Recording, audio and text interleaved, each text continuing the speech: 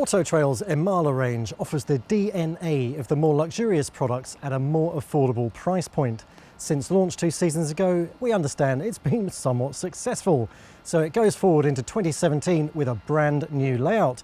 And this one sports the fixed twin single beds. Certainly a layout du jour. So let's see what they've done inside to make this one work in the Imala range. Now, this parallel lounge configuration will be familiar to anyone who has a touring caravan or is thinking of crossing the Rubicon and taking up motor caravanning instead.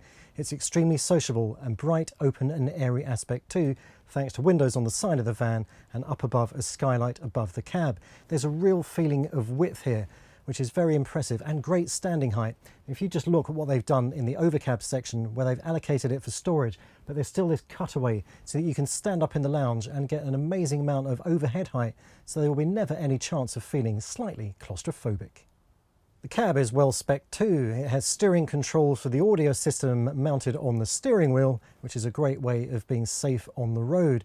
You also get a USB socket, cab air conditioning, cruise control, and techno vents in the dashboard. Those are the silver surrounds for the ventilators.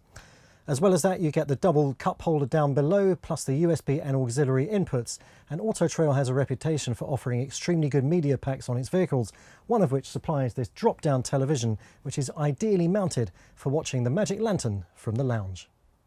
Now, this Galley Kitchen has a huge amount of preparation space. Just look at the length of this counter, obviously augmented by the fact that both these lids are in the lowered position. Talking about equipment for a minute, you have a dual fuel cooker, 1 electric hot plate and 3 gas burners, a separate oven and grill, and up above in the overhead lockers, plenty of storage which passes the cereal box test, and there's also racking for your crockery. Down below the worktop, a dual fuel fridge with separate freezer compartment, 2 drawers and a cupboard underneath. Now, none of them are soft closing. This is an affordable van after all. One other detail in the kitchen I'd just quickly like to talk about is the power tower. Now, these plugs would surely be better if they were rotated through 90 degrees.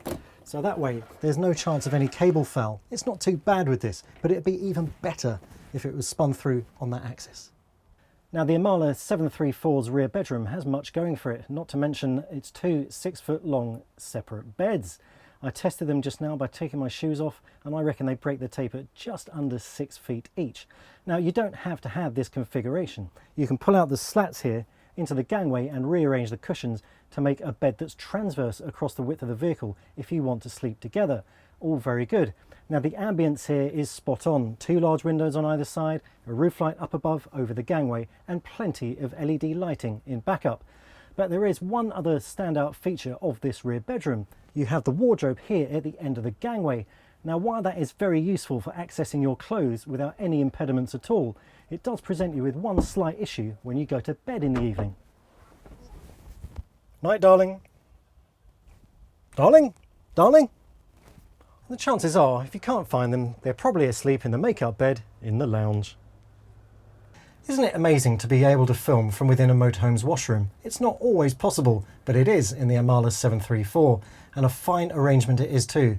I'm standing in the shower compartment, which is divided from the rest of the washroom space by this bifold door. Up above is a handy rail for drying wet clothes, and in the washroom itself, a half-length mirror, swivel loo, sink under a window, and above that a vanity unit for keeping your lotions and potions out of sight, and a handy roof light up above for letting all the steam and condensation out in a jiffy. The Auto-Trail Imala 734 adds yet another popular floor plan to this growing range. Last year's edition, of course, was the 730, an island bed model that at 7.25 metres long has the same footprint as the 734. I haven't seen the prices or the specs for next year's season models, but I understand that the payload could be in the region of 300 kilograms and the price starting from the mid-40s upwards. Of course, that payload, if it isn't enough, you can upplate to 3,650 kilograms if you're a C1 licence in holder.